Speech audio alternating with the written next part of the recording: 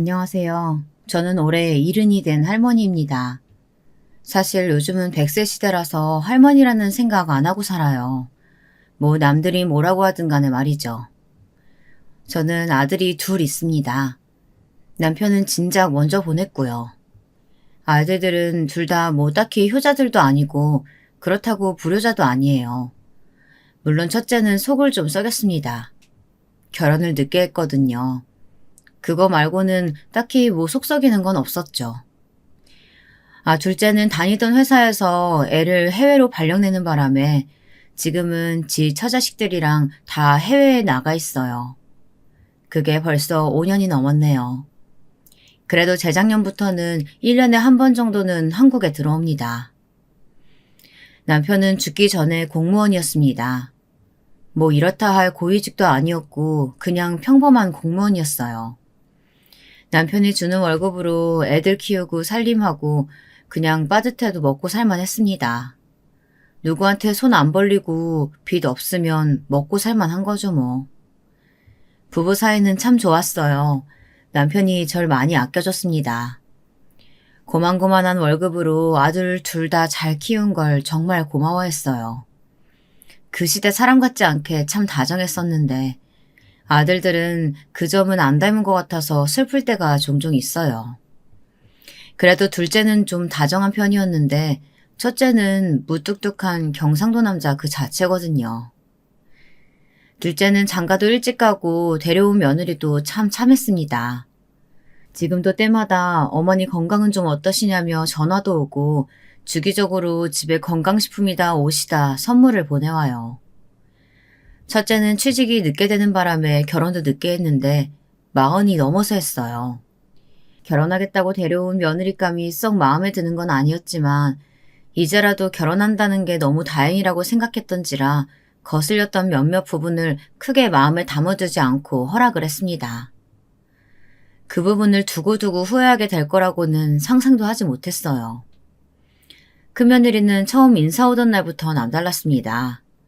뭔가를 바란 건 아니었지만 시댁이 될 집에 처음 인사 오는 자리에 빈손에 짧은 반바지 차림이었어요. 뭐 요즘 젊은 애들은 다 그러려니 한다고들 하지만 그래도 저는 옛날 사람인지라 그 부분이 마음에 들었던 건 아닙니다. 집은 당연히 해주시는 거죠? 처음 만난 자리에서 그렇게 물었을 땐 입을 떡 벌렸습니다. 해주려고 생각은 했지만 그렇게 노골적으로 물어보는 게 일반적인 태도는 아니잖아요. 그냥 우리가 엄마 집에 들어와 살자. 큰아들이 취직한 지 얼마 되지 않아 모아둔 돈도 없고 제가 가진 재산이야 뻔하니 좁고 작은 집에서 신혼살림 하는 것보다 그래도 조금이라도 크고 위치도 괜찮은 우리 집에서 신혼살림 차리는 게 낫다는 게 아들의 판단이었겠죠. 큰아들이 그 이야기를 하는 순간 며느리 표정이 확 굳더군요. 어떻게 설득했는지 다음에 왔을 때는 웃으며 그러더군요. 어른이랑 같이 사는 거 꼭 해보고 싶었는데 좋죠 뭐. 나중에 보니 같이 살면 나중에 어머니 돌아가셨을 때 이 집을 우리가 상속받을 수 있다. 뭐 그런 식으로 큰아들이 말하면서 설득한 것 같더라고요. 아들 처지에서야 무슨 생각으로 그렇게 말하며 설득한 건지 이해가 가지 않는 건 아니었지만 참 섭섭한 말이긴 합니다. 마치 제가 죽는 날을 기다리는 것 같잖아요. 대신 결혼식을 크고 화려하게 하고 싶다는 큰며느리 말에 결혼식 하라고 돈을 제 기준에서는 꽤 많이 주긴 했어요. 며느리는 그마저도 부족한 듯 입을 삐죽였지만요. 삐까뻔쩍했습니다. 지인들, 친척마다 한마디씩 할 만큼요. 솔직히 둘 다 나이 들어서 하는 결혼식 뭐 자랑도 아닌데 그런 마음이 아예 들지 않았다면 그건 거짓말이겠지만 지들이 좋으면 그만이라고 생각했어요. 무엇보다 아들이 저렇게 좋아하니 됐다고 생각했습니다. 신혼여행도 뭐 어디 무인도로 가야 된다고 해서 돈을 보태줬어요. 다 늦게 가는 신혼여행인데 한이라도 풀라는 마음으로요. 주위에서는 그 나이에 결혼하면서 다 늙은 부모한테 결혼식 비용에 신혼여행비까지 받아가냐 했지만 뭐 우리 애가 늦게까지 취업을 못하는 바람에 이렇게 된 건데 그런 생각에 별 생각하지 않기로 했습니다. 그렇게 셋이 함께 살게 됐어요. 처음에는 좀 불편하긴 했어도 괜찮았습니다. 마주치는 시간이 적었거든요. 며느리는 집에 잘 없었어요. 밥은 거의 집에서 먹지 않거나 배달 음식을 먹었고, 청소는 원래 보이던 자리는 제가 했으니까 자기들이 지내는 방만 알아서 하면 됐습니다. 빨래도 자기 옷은 따로 쓰는 세제가 있다고 따로 돌리더라고요. 생활비는 받았어요. 주위에서도 무조건 생활비는 받으라고 했고, 아들도 같이 사는 대신 생활비는 드린다는 게 처음 조건이었거든요. 그래서 관리비 포함 전기세, 수도세, 가스비 같은 것들은 아들이 고지서를 확인하고 냈습니다. 그 이상은 제가 그냥 안 받겠다고 했어요. 괜히 나중에 무슨 소리 듣기도 싫고 그 편이 저도 마음이 편해서요. 이러면 다 늙은 노인네한테 무슨 돈이 있어서 자식들이 주는 용돈도 안 받냐 하시겠지만 사실 저는 좀 숨겨둔 돈이 있어요. 남편이 몹슨병에 걸려 한참 투병 중일 때였습니다. 어느 날 둘이 있을 때 저에게 조심스럽게 말하더군요. 예전에 사둔 땅이 있는데 좀 많이 올라서 처분해서 당신 계좌에 넣어놨어. 그리고 보험도 세 군데 들어둔 거 다 당신을 수령인으로 해뒀고. 애들한텐 보험 하나만 있다고 했고 그거 네 엄마 죽을 때까지 쓸 돈이라고 얼마 되지도 않으니까 괜히 뭐 달라 그러지 말라고 해뒀어. 그걸 왜 꼭 애들한테 비밀로 해요? 당신이 요즘 애들 몰라서 그래. 부모한테 목돈 있다는 거 알면 싸움도 나고 나중에 속상한 일도 많이 생기니까. 당신도 절대 애들한테 말하지 말고 나중에 당신 죽을 때 알아서 정리해서 애들을 주든 말든 해.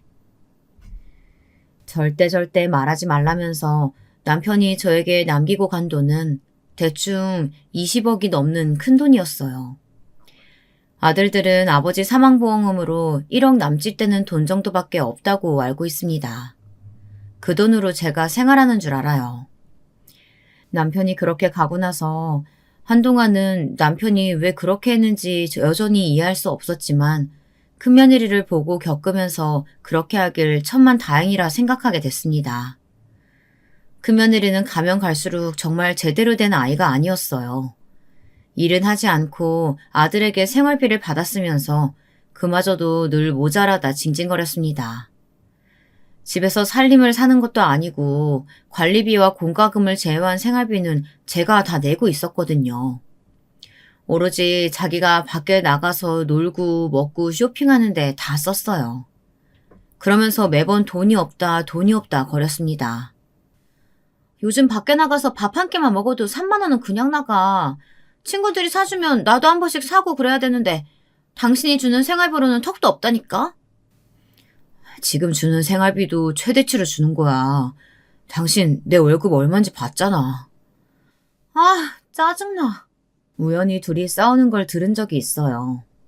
그나들은 늦깎이 신입사원에 취직한 회사도 중견기업이긴 해도 큰 회사는 아니라서 월급이 많지 않았거든요. 그래도 150 정도는 생활비로 받는 걸로 알고 있었는데 그 정도도 자기가 먹고 쓰는데 부족했나 보더라고요. 매일매일 외출해 배달 음식을 먹는 거 보면 그럴 법하긴 했어요. 집에 매일 와 있는 택배들만 봐도 말이죠. 어느 날은 택배가 문 앞에 가득 쌓여서 대문을 제대로 못 열 뻔했던 날도 있습니다. 제가 뭘 이렇게 많이 시켰냐 물었더니 툴툴거리는 말투로 입을 옷이 하나도 없어서 옷을 좀 샀다고 하더군요.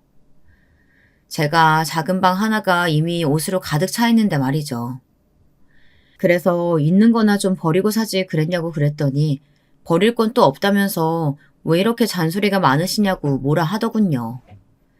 그래서 그냥 그 이후로는 모른 척 했습니다. 그리고 괜히 제가 나서서 한마디 해봐야 고쳐지기는커녕 늙은이 쓸데없는 간섭질이라고 생각할 게 분명했기 때문이에요.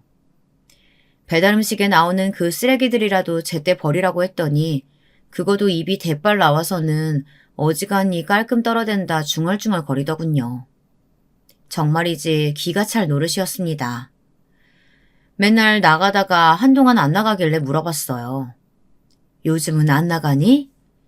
돈이 있어야 나가죠. 친구들 약속 거절한 것도 한두 번이지. 돈 없어서 못 나간다고 할 수도 없고. 그렇게 매일매일 만날 친구가 있어? 제가 인간관계가 좀 좋아서요. 어머님도 좀 나가서 친구들도 만나고 그러세요. 하루 종일 집에 콕 박혀서 심심하지도 않으세요? 혀를 차며 말하는 며느리를 보면서 더 이상 말을 하지 않았습니다. 문제는 며느리가 집에 자주 붙어 있으면서 크고 작게 마찰이 많아졌다는 점이었어요. 어머님, 국이 좀 짜지 않아요? 이 정도는 돼야지. 이렇게 짜면 살도 찌고 무엇보다 건강에도 안 좋잖아요. 좀 싱겁게 만드세요. 아, 노인분들은 미각이 좀 둔해진다던데 그래서 잘 못 느끼시나? 보통 저런 말을 어른에게, 그것도 자신의 시어머니에게 하나요? 저는 진짜 난생 저런 말은 처음 들어봐서 어떻게 대꾸를 해야 할지 모르겠더라고요. 원래 대먹지 못한 아이라는 생각은 했지만 말을 생각보다 더 버릇없이 막 하더라고요. 그리고 제 생각보다 더 염치도 없고 못된 아이였습니다. 어느 날은 이런 일도 있었어요. 어머니! 소리를 꽥 지르길래 무슨 큰일이 났나 싶어 방에 있다가 나가보니 널어둔 빨래를 보면서 경악을 하는 얼굴을 하고 있더라고요. 잘 보고 빨라고 제가 전에 그랬잖아요. 뭘 말하는 거냐? 저거 말하는 거면 면이고 뒤에 보니까 세탁기 돌려도 된다는 표시 되어 있던데. 이게 얼마짜리 티셔츠인데 세탁기로 돌려요. 목 부분 다 늘어났잖아요. 그렇게 중요한 옷이면 미리 빼놨어야지. 왜 빨래 바구니에 넣어놨어? 어머니가 보는 눈 없이 무식하게 한 번에 다 세탁기 넣은 걸 지금 제 탓하시는 거예요? 무식이라니. 어른한테 말을 그렇게 하면 어떡하니? 그리고 네 빨래는 그럼 앞으로 네가 알아서 해. 집에서 하루 종일 하는 것도 없으면서 빨래 하나 해주는 게 뭐가 어렵다고 요새는. 원래라면 저도 그냥 또 말을 저렇게 막 하는구나 하고 속으로만 욕하고 넘어갔을 텐데 그날은 저도 좀 욱하더라고요. 그래서 말했습니다. 아무것도 안 하고 집에 하루 종일 있는 건 너도 마찬가지지 않니? 제 말이 또 틀린 건 없잖아요. 하루 종일 집에 있는 건 자기도 마찬가지면서 자기 빨래도 하나 안 돌리고 있었던 걸 나무라자 입을 앙 다물고 저를 노려보더군요. 정말 어이가 없었습니다. 그리고는 제가 한 적도 없는 말로 시비를 걸기 시작했어요. 지금 저 돈 안 벌고 논다고 뭐라고 하시는 거예요? 나는 그렇게 말한 적 없고 나보고 하루 종일 집에 있으면서라고는 네가 먼저 말했다. 이번에도 그렇게 말하니 입을 꾹 다물고 한참을 노려보더니 방으로 가더니 문을 쾅 닫고 들어가더라고요. 그리고는 저녁 식사 시간이 돼도 나오지 않았습니다. 뭐 안 먹으면 지만 손해지 하고 내버려 뒀어요. 그냥 그렇게 넘어갈 줄 알았던 일이 그게 좀 커진 건 그날 아들이 퇴근하고 나서였습니다. 아들이 결혼을 한 이후로 저와 대화가 더 줄어들었어요. 지 부인이 뭐가 그렇게 이쁜지 퇴근만 하면 방으로 쏙 들어가 나오지 않고 둘이서 있었습니다. 다 늦은 나이에 겪는 신혼이라 좋은가 보다 하고 넘겼지만 사실 며느리가 마음에 들지 않으니 그것도 거슬리더라고요. 그날 방에 들어간 아들이 뭔가를 지 마누라랑 한참 이야기하는 것 같더니 심각한 표정으로 저에게 할 말이 있다더군요. 대충 무슨 이야기를 할지 짐작이 갔습니다. 어머니, 저 사람 돈 벌러 안 나간다고 구박하셨어요? 역시 짐작대로 저한테 기분 나빴던 걸 그대로 이야기했더라고요. 아니, 그대로도 아니죠. 더 부풀려 이야기한 거죠. 자기 입맛대로 말입니다. 그걸 그대로 듣고 저에게 따지러 온 아들도 진짜 대단한 놈이죠. 안 그래요? 무슨 소리냐? 구박을 하다니. 저 사람이 그러던데요. 어머님이 자기 돈 벌러 안 나간다고 무시하고 구박해서 못 살겠다고. 지 빨래도 지 손으로 안 해놓고 나한테 빨래 왜 이렇게 돌렸냐고 뭐라고 하길래 그럼 네가 하라고 하니까 나보고 하루 종일 집에 있으면서 그게 뭐 어려운 일이라고 하더라. 그래서 나도 하루 종일 집에 있는 건 너도 마찬가지지 않냐 한 것뿐이다. 제 말이 또 틀린 건 하나도 없잖아요. 그런데 아들이 제 그 말에 잠시 뭔가 생각하는 듯 하더니 말하더군요. 곧 죽어도 잘못은 한 거 없는지 엄마 앞에서 마누라 편을 들어야 하던 그런 놈이었던 겁니다. 내가 그런 놈인 줄도 모르고 평생을 먹이고 입혔으니 이거 원. 저 사람 취직 못하는 걸로 집에서 잔소리 많이 들어서 그런 거에 좀 예민하니까 어머니가 이해를 좀 해주세요. 어른이시잖아요. 아무리 그래도 밥 먹으라는 소리도 없이 저녁도 굶기면 어떡합니까? 완전 천하의 불효자식 아닌가요? 아니 이게 말이 되는 소리냐 말입니다. 남들이 들으면 기가 막히고 코가 막혀서 뒤로 나자빠질 이야기예요. 40이 다 된 며느리 언제 밥 먹으라고 시어머니가 챙기기까지 해야 하냐고요. 도대체가 어떻게 생겨먹은 애들인지. 제가 애니? 70 먹은 노인네가 40 다 된 며느리 저녁밥도 차려서 대령해야 돼? 지가 배고프면 차려 먹으면 되지. 그 말이 아니라. 그 말이 아니면 뭐야? 손이 없어 발이 없어. 해놓은 밥 있겠다. 국 끓여놨겠다. 나와서 퍼먹기만 하면 되는데 그것도 내가 안 해줬다고 이러는 거냐? 어? 지가 생각해도 어이는 없었을 겁니다. 하지만 이미 아들은 지 마누라가 세상에서 제일 이쁜 놈이었어요. 그런 생각은 하지도 않으려는 듯 제 앞에서 한숨만 푹푹 내쉬더라고요. 싸가지 없이. 아무튼 예민한 사람이니까 어머니가 좀 이해해 주세요.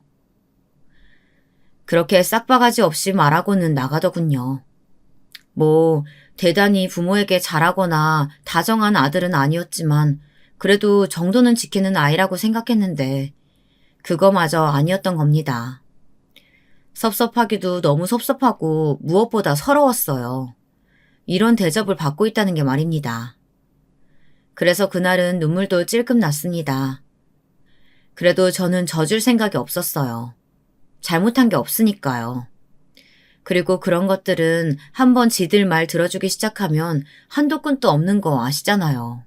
그날 이후로 빨래통에 며느리 빨래가 들어있으면 골라내고 하고 밥도 딱 저 먹을 만큼만 하기 시작했습니다. 그게 며칠이 반복되자 며느리가 점점 약 올라하는 게 느껴지더라고요. 하지만 모른 척 했어요. 한날은 저를 불러 세우더라고요. 진짜 쪼잔하게 이러실 거예요? 내가 뭘? 지금 몰라서 그러세요? 진짜 노인네들은 이래서 안 된다니까. 꽁해가지고 진짜. 어머님 친구 없으시죠? 너는 그 막말하는 버릇부터 고쳐야 돼. 씩씩거리며 말을 해도 듣는 척도 안 했습니다. 보복이라도 하듯 집 안을 어질러 놓더라고요. 설거지도 하지 않고 뭐 먹다가 흘린 음식도 닦지 않고 말이죠. 참다 한마디 했습니다. 이럴 거면 나가거라. 그럼 집 해주세요. 정말 뻔뻔하기가. 그런 아이는 정말 듣도 보도 못했을 정도였어요. 한동안 그렇게 집에서 되도록 마주치지 않으려 노력했습니다. 하지만 결국 일이 터지고 말았어요. 여름이었습니다. 워낙 더운 걸 못 참는지라 하루 종일 에어컨을 틀어놓지 않으면 답답해서 숨도 못 쉬는 사람이었어요. 제가요.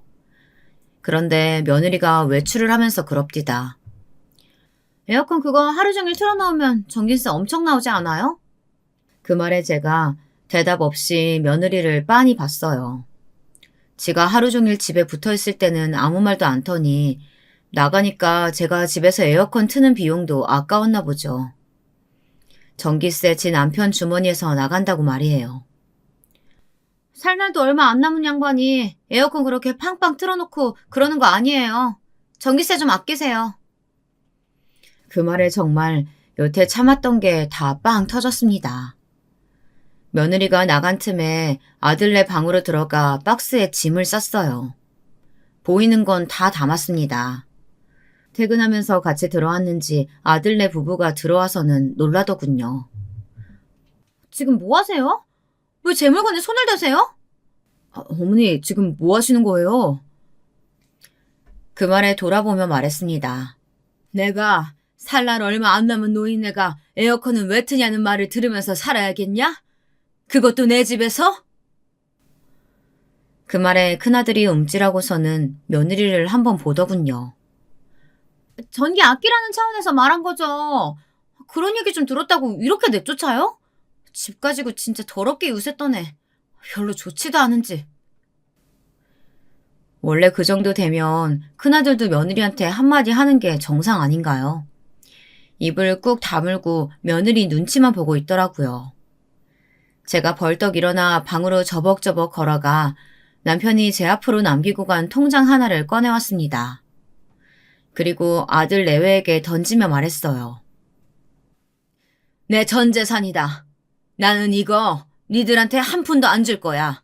둘째네 다 줄 거니까 그런 줄 알아. 제가 던진 통장을 며느리가 주워들면서 꿍얼거렸습니다. 이게 뭐 얼마나 된다고. 그러더니 금액을 확인하더니 눈이 경악으로 커졌어요. 일시, 백천만, 십만, 백만, 천만, 억, 10억? 며느리의 그 반응에 큰아들이 며느리가 들고 있는 통장을 가져가서 보더군요. 그리고는 눈이 동그래져서 물었습니다.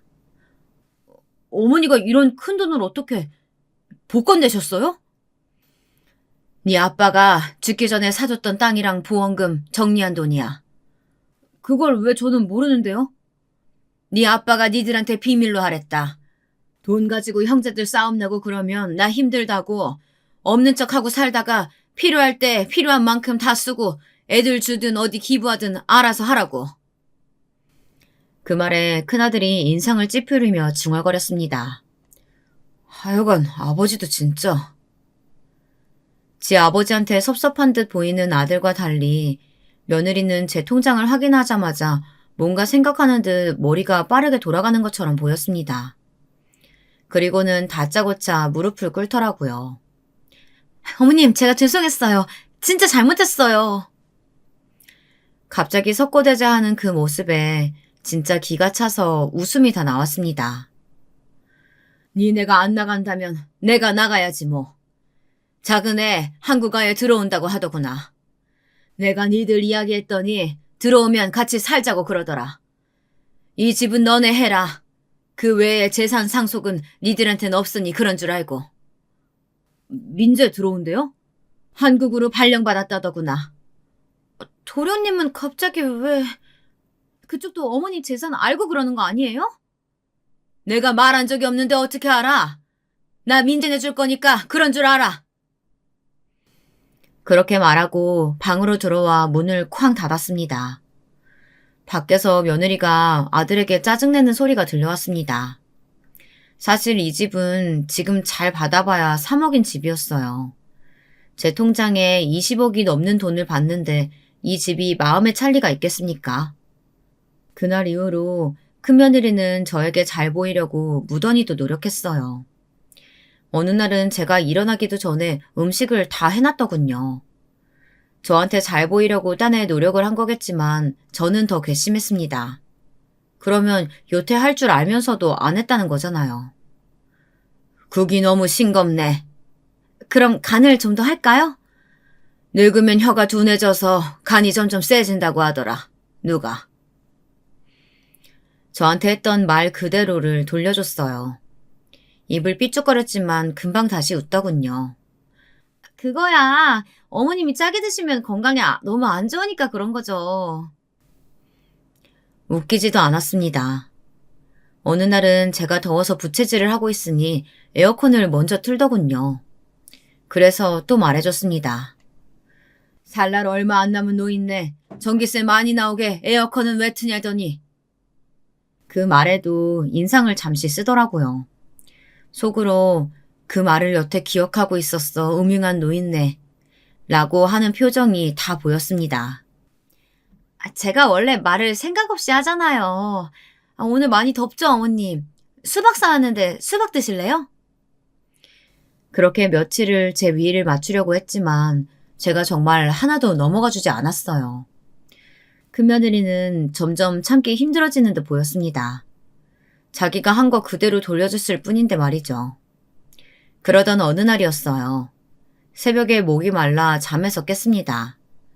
시원한 물을 마시고 싶어서 부엌으로 갔는데 아들 부부 방에서 뭔가 이야기하는 소리가 들리더라고요. 당신이 조금만 참아. 나 진짜 못 참겠어. 성질나서 저 노인네 얼굴도 안 보고 싶단 말이야. 그러다 저 많은 재산 다 동생 내주면 어떡하려고 그래. 진짜 저 노인네 내일이라도 콱 뒤졌으면 좋겠어. 그러면 그냥 상속분 그대로 받을 수 있잖아. 당신이 큰아들이라 더 많이 받을 텐데. 당신 말대로 노인네 살아봐야 얼마나 살겠어. 좀만 참자. 나 너무 짜증난단 말이야. 그 말을 듣던 제가 참지 못하고 문을 벌컥 열었습니다. 열린 문과 함께 제가 나타나니 아들네 부부가 화들짝 놀라더군요. 너네한텐 한 푼도 안 줘. 절대! 그러고 방에 들어왔는데 정말 서러워서 눈물이 다 나더군요. 며느리는 그렇다 치고 지 엄마가 가지고 있는 돈 때문에 빨리 죽었으면 좋겠다는 아들이라니 말이죠. 당장이라도 제가 짐을 싸서 이 집을 나가고 싶었습니다. 그날부터 큰아들네 부부와는 말을 섞지도 않았어요. 그리고는 거짓말을 했습니다. 오늘 유언장 작성하고 공증도 받았다. 다 둘째 주는 걸로. 어머니, 아무리 그래도 너무하신 거 아니에요? 이 사람도 아들이잖아요. 그날 이후로 나한테 아들은 둘째 하나다. 내가 곧 이 집 나갈 거니까 그런 줄 알아. 그리고 방문을 쾅 하고 닫고는 들어왔어요. 문 너머로 지들끼리 대화하는 소리가 들리더라고요. 공증받았으면 끝 아니야? 우리 어머니지만 독하시네. 뭘 저렇게까지 하셔. 저 노인네 보통 아니라고 내가 몇 번이나 말했잖아. 들으시겠다. 좀 조용히 좀 말해. 그렇게 며칠이 지나고 둘째 아들에게서 전화가 왔습니다. 영문을 모르겠다는 말투로 제게 묻더군요. 그게 진짜예요? 형이 엄마 숨겨둔 재산 있는 거 나보고 알고 모시겠다고 한 거냐고 엄청나게 따지던데. 그게 너한테도 전화를 했든? 내가 그래서 형은 엄마가 돈 있으면 모시고 없으면 안 모시는 거냐니까 그래도 내 말은 들은 척도 안 하고 비열하다느니 뭐 어쩌니 하면서 난리치다가 끊었어요. 숨겨진 재산이라니 우리 집에 그런 게 다 있어요? 둘째 아들에게 상황을 설명해 주니 역시 우리 아버지답다며 웃더군요. 졸지에 부자 엄마가 생겼다면서요. 형 그러는 거 보니까 엄마 진짜 형이랑 살게 두면 안 되겠어요. 듣자 하니 작은 아들에게 전화해서 별 진상을 다 부린 것 같더군요. 어머니 재산 원래 알고 있었던 거냐, 네가 유언장 쓰고 공증 받으라고 어머니한테 시킨 거 아니냐, 그렇지 않고서야 집안에만 있는 노인네가 대체 그런 걸 어떻게 아느냐고. 한국에서 살집 구하러 애엄마 들어갈 거예요. 형의 말투가 너무 험악했다고, 그런 집에서 엄마가 무슨 꼴을 당하고 있었는지 너무 잘 알겠다며 작은 며느리가 들어와서 집을 구해놓으면 자기들이 한국 들어오기 전까지 혼자 그 집에서 미리 살라더군요. 둘째네가 저 때문에 고생하는 것 같아 너무 미안했지만 그보다 하루라도 빨리 이 집에서 나가고 싶은 마음이 더 컸습니다. 괜히 니들이 고생하는구나. 어차피 집 구하러 들어가야 하는데 좀 일찍 가는 것뿐이에요. 그리고 애들 엄마는 좋아하던데요. 엄마 음식 맛있다고. 벌써 시어머니 부려먹을 생각이나 하고. 자기 음식이 맛없어서 그래.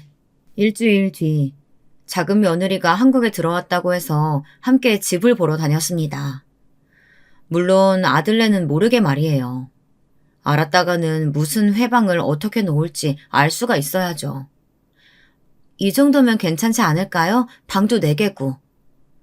조금 큰 방 하나와 작은 방 3개가 있는 40평대 아파트였어요.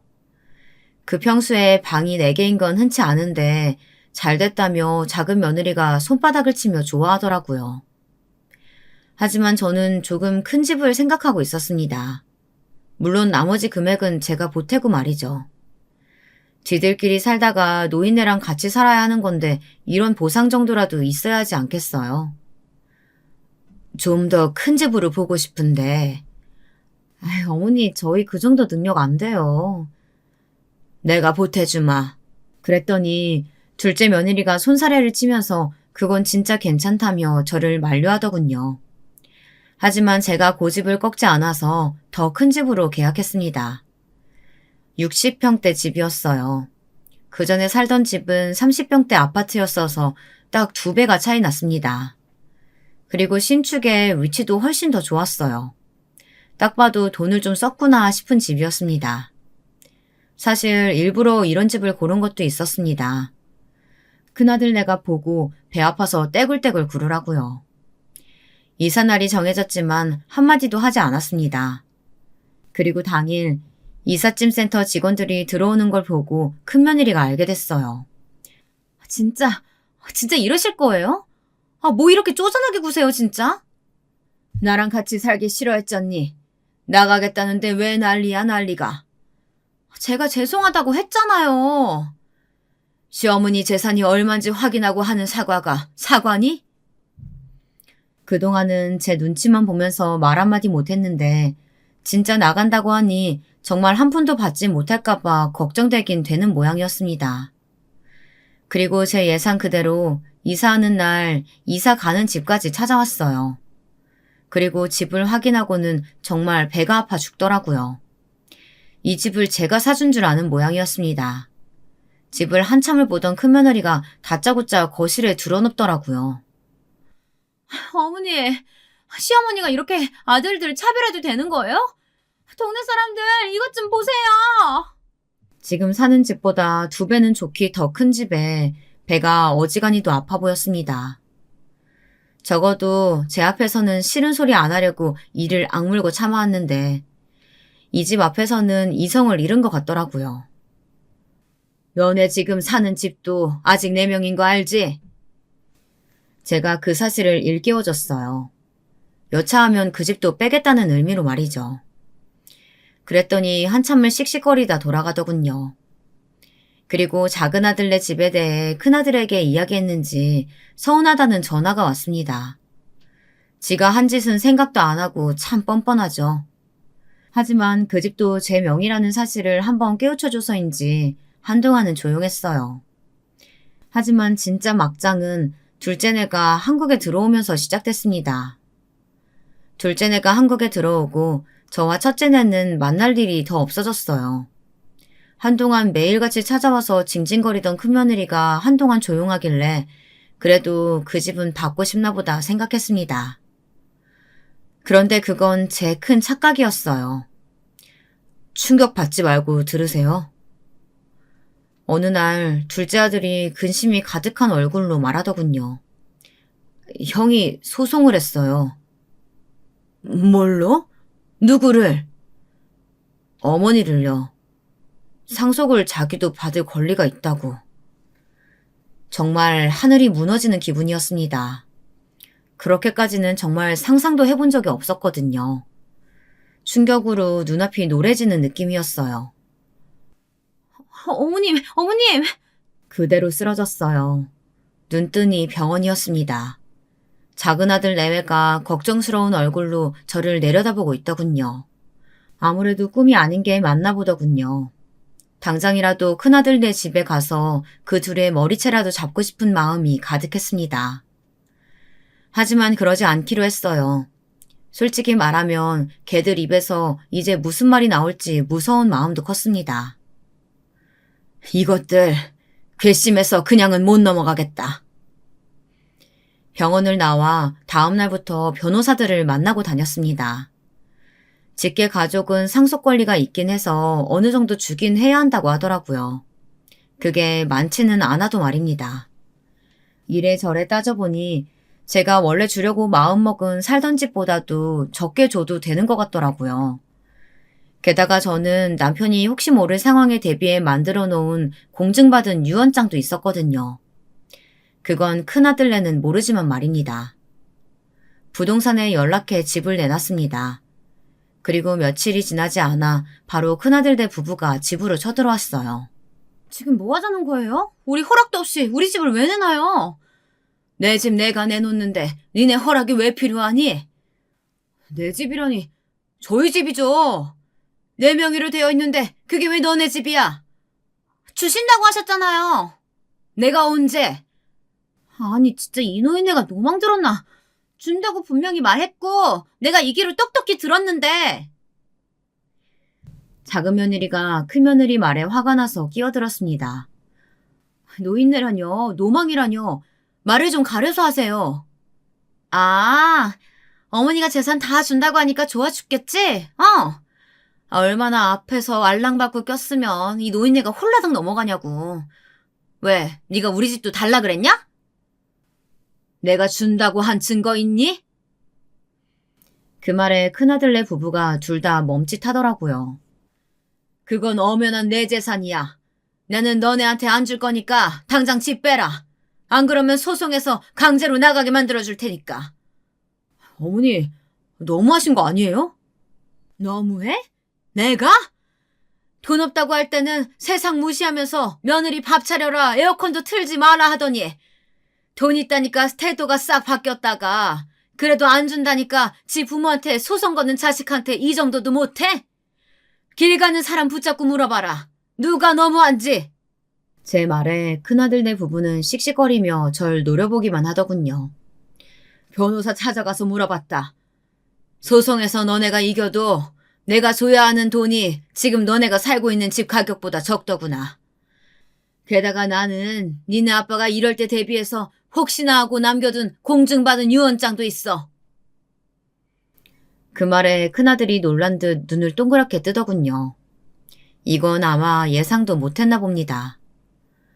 그래도 아들이라고 그 집은 주려고 했더니 너네한텐 그 정도도 과한 것 같구나. 나가! 경찰 부르기 전에! 그러고도 큰아들네 부부는 한참을 나가지 않고 있다가 경찰이 오니 그제야 나가더군요. 그 뒤로 부동산에서 집만 보러 가면 행패를 부려서 집을 보여주기가 쉽지 않다는 말을 전해 들었습니다. 변호사에게 물어보니 강제로 내보내려면 소송을 하긴 해야 한다고 하더라고요. 어떻게 하실 거예요? 사실 그렇게까지 해야 하나 싶긴 하는 마음이 들긴 했어요. 그래도 아들이라고 저도 마음이 좋진 않았습니다. 그렇게 고민하던 어느 날이었어요. 큰며느리한테 전화가 왔습니다. 뵙고 드릴 말씀이 있어요. 그 말에 커피숍으로 나가니 그전보다 훨씬 순한 눈을 하고 앉아있더군요. 어차피 속으로는 무슨 생각을 하고 있는지 알아서 속아 넘어가지 않을 생각이긴 했지만 말입니다. 소송 취하할 테니까 어머님도 집 빼라고만 하지 마세요. 저희가 소송을 하면 강제로 나가야 하는 걸 들은 모양이더라고요.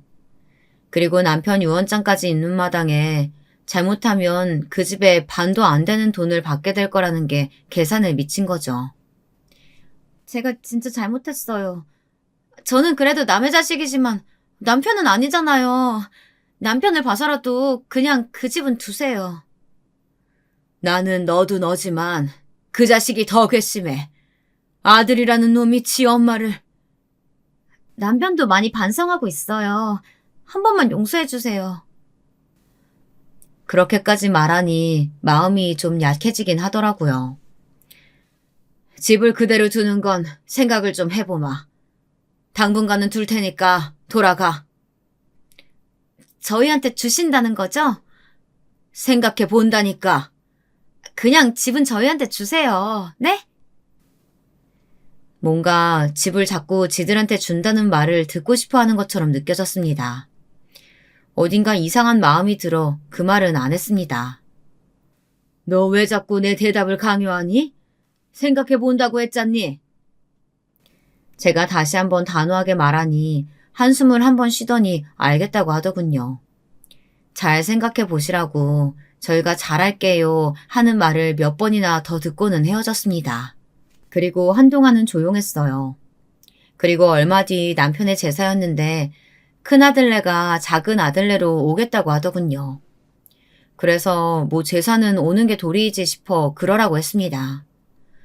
큰며느리가 일찍부터 와서 작은 며느리를 돕더라고요.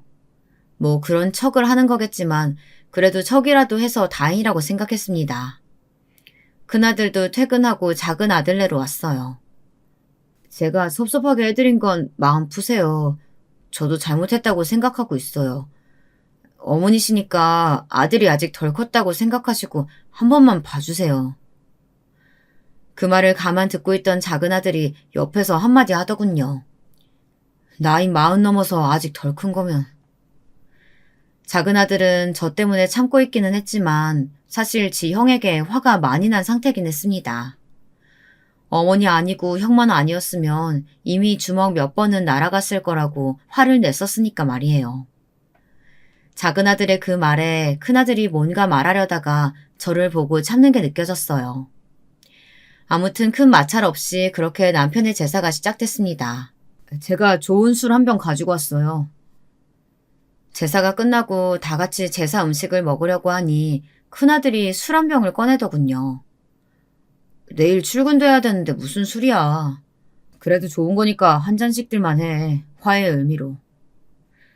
남편의 제삿날에 뭔 일이야 있겠나 싶어 좋은 마음으로 술을 받아 마셨어요. 큰아들이 연거푸 술을 들이키길래 좀 걱정되긴 했지만 뭐 별일이야 있을까 싶었습니다.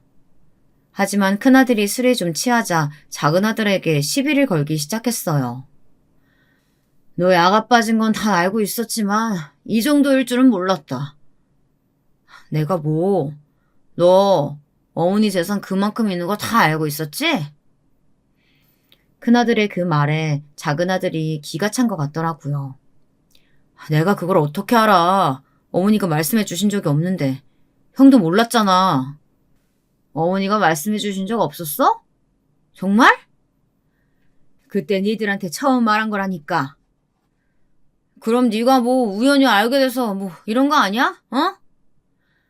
나는 어머니 재산 안 받아도 상관없는 사람이야. 작은아들의 그 말에 큰며느리가 코웃음을 치더군요. 말도 안 되는 소리 하지 마세요. 뭐가 말이 안 돼요? 애초에 저희는 있는지도 몰랐던 재산인데 못 받는 게 뭐 어때서. 그걸로 부모한테 그렇게까지 한 자식이 더 이상한 거 아니에요? 저희가 정상이고. 성인 군자 나셨네. 돈 앞에서 그럴 수 있는 사람이 어딨다고. 형님네처럼 그렇게까지 하는 자식도 드물죠. 작은 애들의 그 말에 큰아들이 버럭 소리를 질렀습니다. 너 형수한테 말버릇이 그게 뭐야?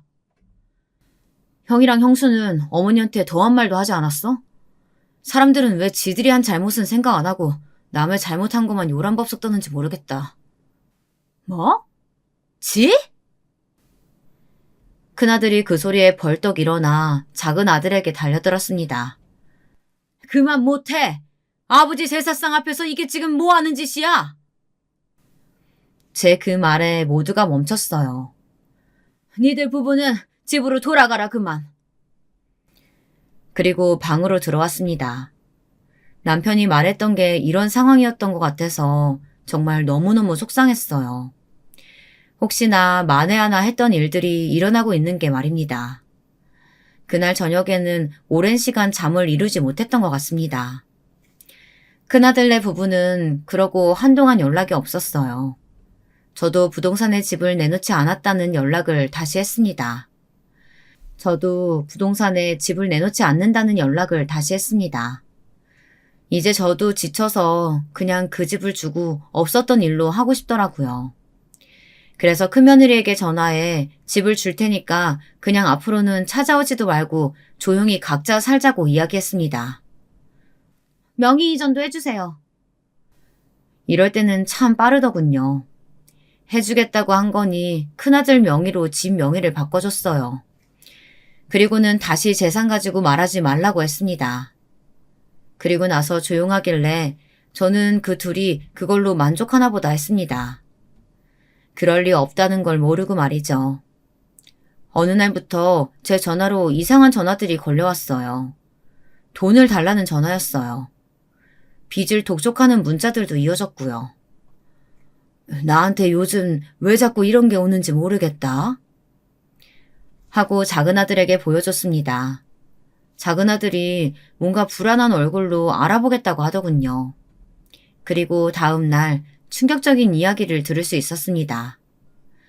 큰며느리가 자기 시어머니가 돈이 많다며 저를 팔아서 오만 곳에 다 돈을 빌리고 다닌 거였어요. 3억이 넘나 봐요, 빚만. 그 사이에? 제가 돈이 있다고 큰며느리에게 말한 게 반년도 지나지 않았어요. 그 아이는 반년 사이에 3억이라는 돈을 제 이름을 팔아서 빌리고 다닌 겁니다. 얘는 정신 차릴 애가 아니다. 그런 확신이 들었습니다. 그래서 곧장 경찰에 신고를 했어요. 변명을 들어볼 생각도 들지 않았습니다. 한 가지 놀랐던 사실은 아들도 제 이름으로 돈을 빌리고 다닌다는 사실은 몰랐나 보더라고요. 당신 지금 제정신이야? 자기, 지금 나한테 화낸 거야? 아들이 며느리한테 큰 소리 내는 것도 처음 봤지만 저렇게 약한 모습 보이며 울먹이는 것도 처음 봤어요. 자기가 잘못한 걸 알긴 아나보다 했습니다. 나는 못 갚아주니까 니들이 알아서 집을 팔든 말든 하거라. 알아보니 나는 갚아야 할 의무가 없다더구나. 제가 그렇게 말하자마자 큰며느리가 무릎을 꿇더니 제 발목을 붙잡더군요. 어머님, 제가 진짜 정말 잘못했어요. 다시는 이러지 않겠습니다. 한 번만 해결해 주시면 안 될까요? 어머니 가지고 있는 돈에서 그 정도는 아무것도 아니잖아요.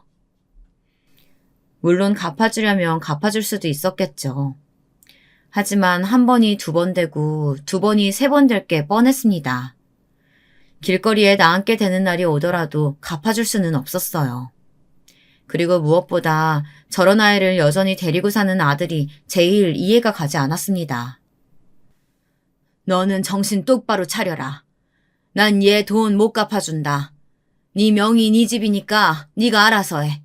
네 부인 돈 갚아주든 갈라서든. 갈라서든이라는 제 말에 큰며느리가 화들짝 놀라더군요. 그런 말까지 하리라고는 생각하지 못한 것처럼요. 아니 어머님, 말씀을 뭐 그렇게까지 심하게 하세요? 갈라서라뇨. 같이 살고 있는 마누라가 빚이 좀 생겼다고 갈라서라 말하는 건 너무하신 거 아니에요? 그 한마디 좀 했다고 소리를 지르더라고요. 무섭긴 한 것 같았습니다. 혹시나 갚아주지 않고 이혼이라도 당하면 어떡하나 하고요. 그나들을 보니 뭔가 생각이 많은 듯 보이긴 하더라고요. 어머님 말씀도 일리가 있지. 내가 당신이 나 몰래 이렇게 진빚까지 집 팔아서 갚아줄 순 없잖아. 그 말에 며느리는 크게 충격을 받은 듯 했습니다. 지 남편은 끝까지 자기 편인 줄 알았나 봐요. 아니 여보, 아무리 그래도 그렇지 어떻게 그런 말을 그렇게 쉽게 할 수가 있어? 당신은 어떻게 이런 일을 이렇게 생각도 없이 저지를 수가 있어? 3억이 네 집 개 이름이야? 그냥 달라고 하면 나오는 돈이야? 대체 그거 다 어디다 갖다 썼어? 그제야 상황이 심각한 걸 알았는지 큰며느리가 무릎을 꿇고 아들과 제 앞에서 싹싹 빌기 시작하더군요. 제가 진짜 정말 죄송해요. 다시는 안 그럴게요. 사람 하나 살리는 셈 치고 제발. 여보, 우리가 같이 산 정이 있지. 나 이렇게 버리면 안 돼. 이야기를 들어보니 여기저기 돈을 빌려서 사치를 하고 어디에 투자를 해서 말아먹고 그랬나 보더라고요. 일단 가지고 있는 사치품을 다 정리하게 했습니다. 그 와중에도 아까운지 망설이는 눈을 할 때마다 그냥 그거 들고 빚이랑 나가라고 했어요. 그랬더니 순순히 내놓더라고요. 아직 가지고 있는 돈 몇천과 사치품을 정리하니 1억이 조금 안 되는 돈이 나오더군요. 거기에 큰아들이 여태 모아둔 돈을 보태 1억 5천 정도를 받았습니다. 그리고 나머지 돈은 제가 갚아줬어요. 그러면서 각서를 쓰게 했어요. 만약 이런 일이 한 번 더 있을 시에는 제가 대신 갚아준 1억 5천만 원도 빚으로 다 갚아야 한다고 말이죠. 그렇게 이 일은 마무리됐어요. 이 일이 있은 지 벌써 좀 시간이 흘렀네요. 아직까지는 별 사고 없이 둘이서 조용히 지내는 것 같습니다. 1년에 한 번 정도 얼굴을 보는데 작은 아이네 집에 와서 새로 생긴 가구다, 옷이다 이런 것들을 유심히 보면서 툴툴거리긴 해요. 사실 작은 아이네 집에는 집을 살 때 제가 보태준 것 말고는 저한테 따로 받아간 재산이 아직 없는데 말이죠. 제가 다 준 줄 알고 그렇게 억울해 하더라고요. 한날은 술을 먹었는지 잔뜩 꼬인 혀로 저한테 전화해서 원망을 털어놓은 적도 있긴 합니다. 제가 아무리 어머니한테 좀 섭섭하게 했다지만 그래도 큰아들 집에 이렇게 매정하게 한 푼도 안 주고 작은 아들만 챙기시는 건 진짜 어머니도 너무하신 거 아니에요? 독한 건 진작 알았지만 살다 살다 어머니같이 독한 노인을 처음 봐요. 한 푼도 안 주다니. 니네 사는 집이랑 네 빚 1억 5천 갚아준 게 준 게 아니냐? 그거 꼴랑 5억도 안 되는 돈. 내가 어머니 통장에 있는 돈 다 봤는데. 그러면서 한참을 서운하네 어쩌네 중얼거리다 끊더라고요. 이쯤 되면 진짜 궁금하시겠죠? 정말 한 푼도 안 줄 거냐고요. 일단 지금은 변호사를 통해 유언장을 써둔 상태긴 합니다. 일부는 기부하고 대부분은 작은 아들 내 주는 걸로요. 저도 뭐 생각이 바뀔 수도 있겠죠. 어쨌든 큰아들은 제 핏줄이기도 하니까요. 하지만 아직은 그럴 생각이 없어요. 큰아들네 부부가 어떻게 사는지 지켜보면서 천천히 생각해 볼 겁니다. 그리고 아직은 사고를 안 치고 있기는 하나 큰며느리는 언제 어느 때 어떤 일을 저지를지 모르니까요.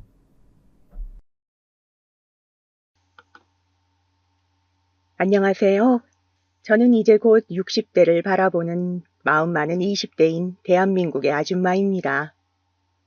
요즘은 본격적으로 봄이 와서 꽃도 피고 괜히 마음도 싱숭생숭한 것이 지나간 일들을 계속 생각하게 되네요.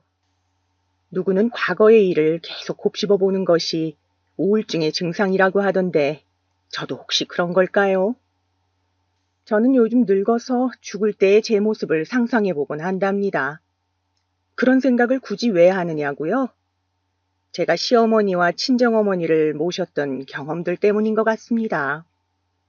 저에게는 이제 죽음이라는 것이 그렇게 막연하고 먼 훗날의 일처럼 느껴지지 않고 언제든 저에게 닥칠 수 있는 일처럼 느껴지거든요. 어떤 일들이 있었는지 제 이야기 한번 들어보시겠어요? 먼저 저의 어린 시절 이야기와 어떻게 남편을 만나 결혼하게 되었는지 이야기부터 시작해 보겠습니다. 저는 경상도 지역에서 3남매 중 둘째로 태어났습니다. 제가 살던 동네는 버스도 1시간에 2대 오곤 해서 저는 항상 동생들과 학교를 한참 걸어 다녔어야 했어요. 흙길을 걸어 다니며 고등학교를 겨우 졸업하고 저는 생계전선에 나서게 되었습니다. 처음에는 동네 바느질 거리를 어머니와 함께 받아와서 바느질 요령을 배워서 어머니와 바느질을 하다가 나중에는 근처 도시에 있던 미싱 공장에 다니게 되었습니다. 처음 미싱을 배우면서 손가락도 많이 다치고 피가 철철 날 때는 그만두고 싶기도 했지만 하다 보니 일이 손에 익고 또 제가 미싱을 드르륵 드르륵 박을 때마다 옷이 만들어지니 그런 것들이 신기하면서 옷 만드는 공부를 좀 더 하고 싶더라고요. 그렇게 젊은 나이에 저는 도시에서 혼자 생활을 하면서 퍽 외로움을 타게 되었습니다. 동네에는 같은 고향에서 올라와 자취를 하는 동네 언니들도 있고 또 같은 공장에 다니는 언니들도 있었지만 가족과 함께 지낼 수 없고 또 각박한 도시 인심을 버텨내기가 힘들더군요. 그렇게 저는 20살 초반이 될 때까지 계속 미싱 일을 했습니다. 섬유로 유명한 도시였기 때문에 일거리는 많았고 항상 밤낮으로 미싱을 돌리다 보니 허리와 손목이 나만하질 않았습니다. 그렇게 일을 하면서 저는 제가 일하던 미싱 공장 옆에서 무슨 사무실을 차릴 거라며 몇 명 안 되는 직원을 데리고 낑낑대며 항상 뭔가를 하던 젊은 사장님을 알게 되었죠. 오며 가며 인사를 하다 보니 나중에는 안부를 한두 마디 전하게 되었고 서로 고향 이야기라든지 가족 이야기 등을 하면서 고민을 들어주곤 했습니다. 그러다 그 청년 사장님이 저에게 데이트 신청을 했습니다. 처음에는 몇 번 부담스러워 거절했으나 계속 밥이라도 몇 번 먹어보고 거절해도 하도 떼를 쓰다시피 하길래 뭘 그렇게까지 나랑 밥을 먹고 싶다는데 내가 뭐라고 튕기나 싶어 저도 나중에는 그냥 밥을 먹으러 가게 되었죠. 처음 그 사람이 저를 데리고 간 곳은 연탄 연기가 자욱한 고깃집이었어요. 연탄불에 구운 막창 먹어봤냐며 이게 정말 먹다 보면 맛이 끝내준다고 그는 저에게 재차 막창을 권하면서 소주를 한 잔 따라 마시더군요. 저는 첫 데이트부터 막창을 대뜸 먹자고 하다니 어이가 없었어요. 적어도 깔끔한 경양식집 정도는 데리고 갈 줄 알았거든요. 저는 원래 고기류를 좋아하지 않는 데다가 곱창, 막창 이런 것은 질색이라 순대를 먹을 때도 내장은 절대 먹지 않고 선지 해장국도 절대 먹지 않는 사람이었거든요. 심지어 그런 음식을 안 좋아한다고 분명 이야기한 적도 있었습니다. 참, 이 남자는 자기 위주로 하는 사람인가 보다 그렇게 싫어한다고 말했는데 사람에 대한 배려가 없구나 싶어서 이제 만나지 말아야겠다 생각하고 있는데 그 사람이 그러더군요. 미선 씨, 제가 어른이 되고 나서 먹어본 음식 중에서 제일 맛있었던 게 이 막창인 거 알아요? 사실 이 막창에는 사연이 있거든요. 돌아가신 우리 아버지가 가끔 일이 고된 날 저녁에 집에 오시면 항상 사들고 오시던 게 이 막창이랍니다. 저는 그때는 아버지가 먹어보라고 해도 무슨 맛으로 먹는지 모르겠다며 안 먹겠다고 했는데 제가 고등학생 때 아버지가 일하시다 그만 사고로 돌아가셨어요. 그리고 그 후에 막창을 무슨 맛으로 먹는지 20살이 넘어서야 알게 되었죠. 제가 그때 아버지와 함께 막창도 먹고 같이 말벗이 되어드렸다면 얼마나 좋았을까요? 저는 이 막창을 볼 때마다 아빠 생각이 나요. 그러면서 다 큰 남자가 아빠가 보고 싶다며 눈물을 뚝뚝 흘리는 거였어요. 저는 그 모습을 보자 고향에 계신 엄마 생각도 나고 마음이 너무 아팠습니다. 사실 저도 아버지가 중학교 때 돌아가신 아픈 경험이 있었거든요. 아빠는 농사일을 하시다가 무리를 많이 하셨는지 심근경색으로 갑자기 돌아가셨거든요.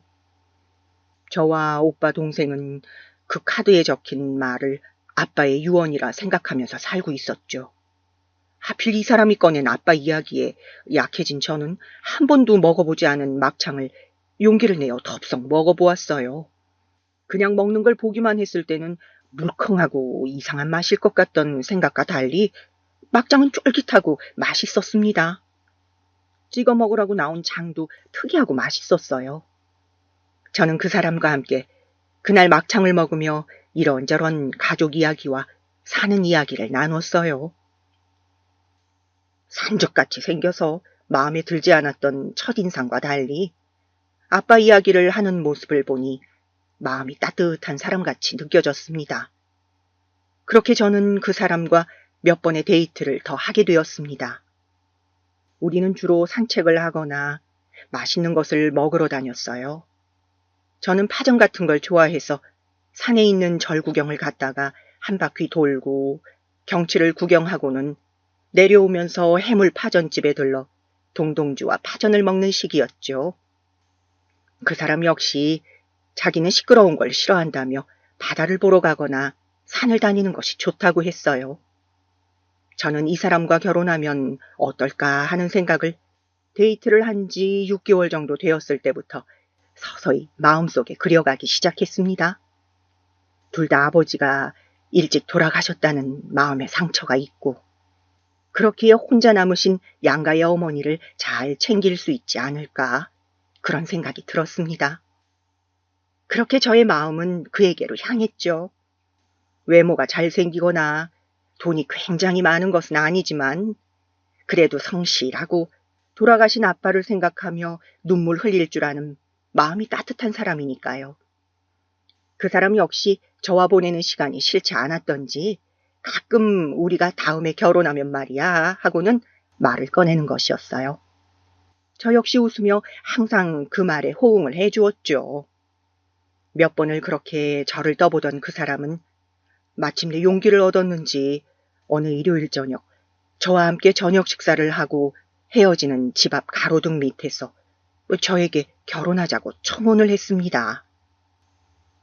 미선아, 우리 남은 시간 동안 우리 둘이 함께 살면서 서로의 어머니를 내 엄마처럼 모시며 그렇게 오순도순 살지 않을래? 자라면서 청소년기에 아버지를 잃은 우리가 서로의 부모님께 진심을 다하면서 새로운 가족이 되어보고 싶어. 내가 너 하나 먹여 살릴 자신은 있으니 이제 그만 나에게 시집 오지 않을래? 내가 정말 자기하고 자기 가족들에게 잘할게. 저는 그 어떤 설레는 말보다 서로의 엄마에게 잘하며 살자는 그 말이 좋았고, 이런 생각을 하는 사람이라면 같이 가정을 꾸리고 미래를 함께해도 좋겠다는 생각이 들었습니다. 그렇게 저는 그와의 결혼 준비를 하게 되었어요. 결혼 준비를 하면서도 저는 그 사람에게 계속 빠져들었습니다. 시간이 지날수록 그의 인간적인 면모가 좋아 보였어요. 보면 볼수록 곰돌이 같은 둥글둥글한 외모도 좋아 보이고, 또 덩치에 안 맞게 섬세하고 감정이 풍부한 것도 마음에 들었죠. 우리는 결혼을 위해 양가 어머니와 다 같이 만날 상견례 자리를 마련했습니다. 상견례 이전에 서로 양쪽 어머니들을 찾아가 미리 인사를 드렸기 때문에 어머님들은 결혼에 대해서도 염두를 두고 계셨고 잘 어울린다고 생각하셨는지 저희에 대해서 딱히 반대의 말을 하시거나 그런 것은 없었습니다.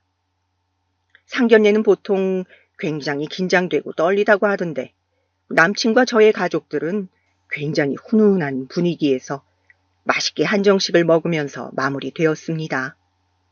두 분 어머니께서는 남편 없이 살았던 세월에 대한 고충을 하소연도 하시고, 사돈도 제 마음 아시겠지만 정말 자식 건사하느라 고생 많으셨다고 두 손을 맞잡으면서 서로 입에 침이 마르도록 사돈을 칭찬하셨습니다.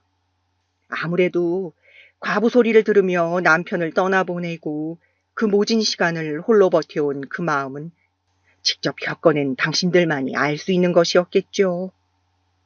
양가 어머니들은 자식을 혼자 훌륭히 키워낸 것만으로도 사돈을 믿을 수 있다고 하시며 저희의 결혼을 적극 찬성하셨습니다. 단지 저희 어머니께서는 상견례를 마치고 돌아온 저녁 조금 걱정스러운 눈빛으로 홀어머니의 외아들이라고 하는 제 남자친구의 집안 사정을 염려하시더군요. 홀어머니면 효성이 지극할 텐데 그건 좋은 것이지만 잘못하면 네가 큰 고생을 할 수도 있다는 것이었습니다.